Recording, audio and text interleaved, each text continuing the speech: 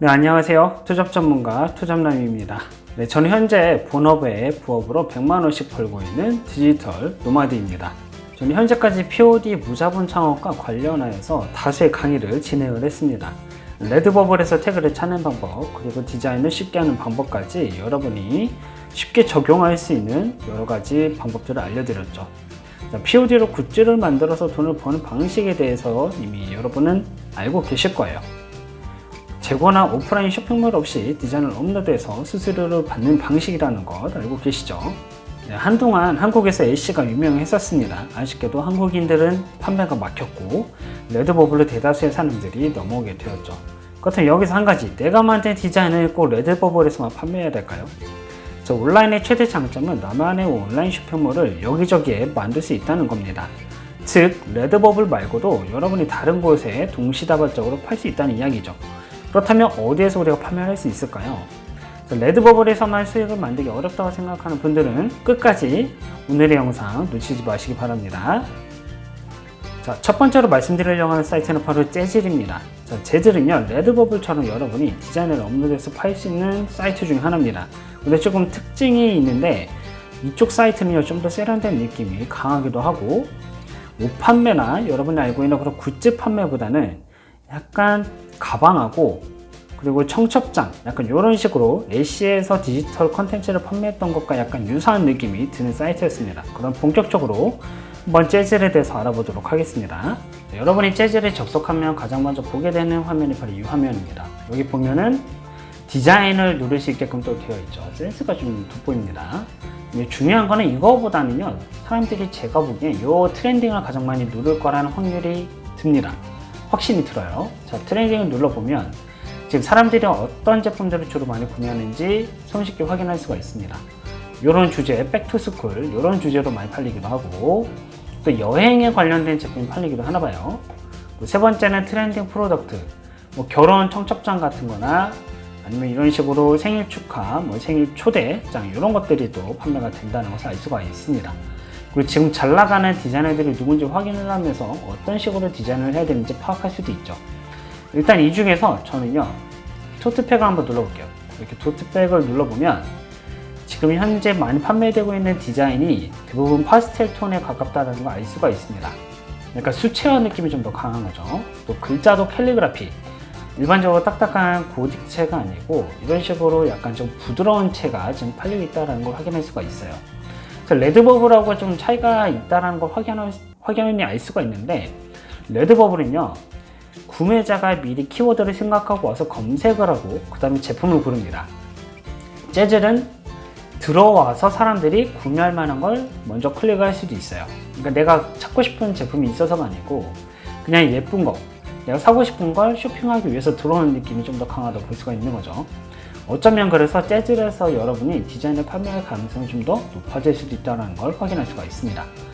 그 트렌딩에서 다시 눌러보면 이런 식으로 웨딩 인비테이션, 네, 발음이 잘 안 됐죠. 어쨌든 이렇게 확인해보면 결혼 청첩장을 또 여러분이 만들 수 있다는 걸 확인할 수가 있습니다. 이런 거는 미리 캔버스에서만 잘 찾아도요, 얼마든지 디자인을 해서 여러분이 판매할 수가 있어요. 자, 이에 대해서 좀 더 확인할 수 있는 게 바로 여기 삼겹줄 보이시죠? 이 메뉴를 클릭해보면 인비테이션 카드, 웨딩, 그다음에 옷, 비즈니스 이런 식으로 주제별로 나눠져 있다는 걸 조금 알 수가 있습니다. 그러니까 레드버블하고 좀 차이가 있어요. 레드버블은 상품 위주로 되어 있거든요. 근데 여기는 사람들이 필요한 니즈에 따라서 구매를 할 수 있겠구나, 이거에 맞춰서 디자인을 하기에 좀 더 쉬울 수 있다는 걸 확인할 수가 있습니다. 그래서 제 생각에는 레드버블에서 먼저 만들어도 되고 아니면 재질에서 먼저 만든 뒤 그 디자인을 가지고 레드버블에서 판매하는 것도 괜찮다는 생각이 좀 듭니다. 두 번째로 알려드릴 사이트는 바로 티퍼블릭입니다. 지난 시간에 멀티 타이탄스 오토메이션 사용법에 대해서 말씀드리면서 잠깐 언급을 했었어요.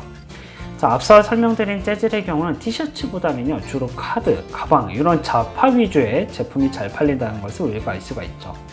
티퍼블릭의 경우에는 옷에 좀 더 집중한 플랫폼이라는 생각이 확연하게 드는 플랫폼이었습니다. 한번 같이 알아보도록 할게요. 티퍼블릭 사이트에 들어오시면요, 딱 등장하자마자 티셔츠가 잘 팔릴 것 같다는 생각이 들죠. 그래서 이 중에서 주로 어떤 것들이 많이 팔릴지 확인할 수가 있습니다. 티셔츠를 검색해 볼 수도 있고요. 아니면 찾아볼 수도 있지만 제가 보기에는 브라우저로 이렇게 찾기보다는 키워드로 검색하거나 혹은 이 중에서 티셔츠를 그냥 클릭해서 검색할 확률이 높습니다. 딱 디자인 위주로 나와 있는 걸 확인할 수가 있고, 이 중에 여러분이 어떤 디자인이 팔릴 수 있을지 골라내는 것도 중요한 작업을 할 수 있겠죠. 이런 식으로 글자를 겹쳐서 판매하는 것도 괜찮겠다 이런 생각이 들 수도 있고요. 이런 식으로 여러분이 찾아볼 수가 있습니다. 근데 무작정 또 이렇게 아무래도 디자인을 찾다 보면은 어떤 식으로 해야 될지 좀 감이 정말 안 잡힐 수 있단 말이에요. 그래서 멀티 타이틀스 오토메이션을 통해서 여러분이 키워드를 넣고 그 키워드에 따라서 디자인을 하는 게 좀 좋을 것 같습니다. 여기 들어와서 로그인하고 툴스의 티퍼블릭 태그 제너레이터 들어가셔서 여기다 이제 검색을 하시는 거죠. 뭐 토트백 이런 식으로 쳐도 되고, 혹은 큐트만 입력해 보겠습니다. 여기 보면은 어떤 키워드들이 그래도 검색이 되는지 확인할 수가 있고, 이 키워드를 가지고 여러분이 디자인을 한다면 판매를 할 수가 있겠죠. 이 중에 하나를 골라서 검색을 한번 해보겠습니다. 큐트캣 이런 거는 레드버블일 수도 있으니까 티퍼블랙에서도 똑같이 검색을 해도 괜찮을 거라 생각이 듭니다. 찾기를 눌러서 어떤 디자인이 나오는지 한번 확인해 볼게요. 이렇게 누르면 고양이 그림이 나와 있다는 걸 여러분이 확인할 수가 있죠.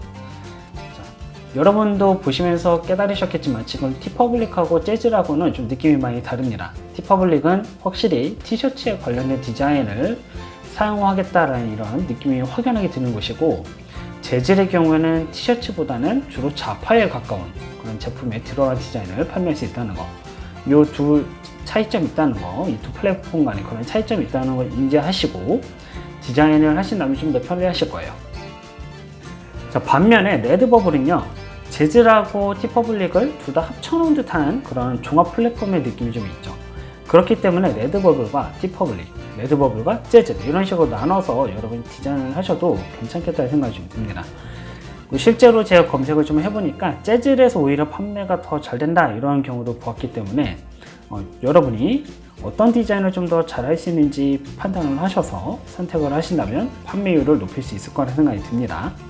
여러분이 그렇다면 이 세 개의 플랫폼에 어찌됐건 디자인을 업로드해서 100개를 채운다면 어떻게 될까요? 자, POD 굿즈 사업에 도전한 분들이 생각보다 많이 늘어났습니다. 근데 문제는 대부분 100개를 채우지 못하고 포기를 많이 한다는 것입니다. 20개도 못 채우는 경우도 꽤 쓰도록 할 거라고 봐요. 왜냐면 판매가 생각보다 잘 안 이루어지는 거기 때문에 쉽게 포기를 하게 되는 거죠. 하지만 100개까지 만들어 놓고 봐야 그 다음에 판매가 되는지 안 되는지, 그러면 내가 디자인이 문제인지 혹은 키워드를 잘못 검색을 한 건지 이런 것들을 파악할 수가 있습니다. 그러니까 기본적으로 여러분이 쌓아 나가야 되는 디자인의 개수가 있는데 그것들을 우리가 생각보다 포기를 잘 한다는 거죠. 그렇기 때문에 여러분도 그렇고 저도 그렇고 포기를 해서는 안 된다는 겁니다.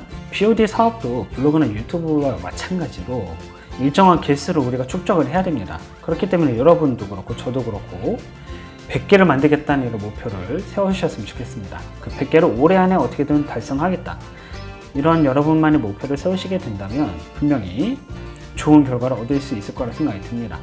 다음 시간에는 여러분이 강의를 만들고 판매할 수 있는 오디오북 판매 플랫폼을 소개해 드리도록 하겠습니다. 감사합니다.